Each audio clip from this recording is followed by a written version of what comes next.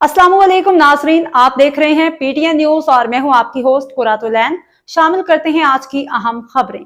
Nawaz Sharif institute of cardiology Sargodha मुकम्मल जदीद तिबी सहूलियात की फरहमी।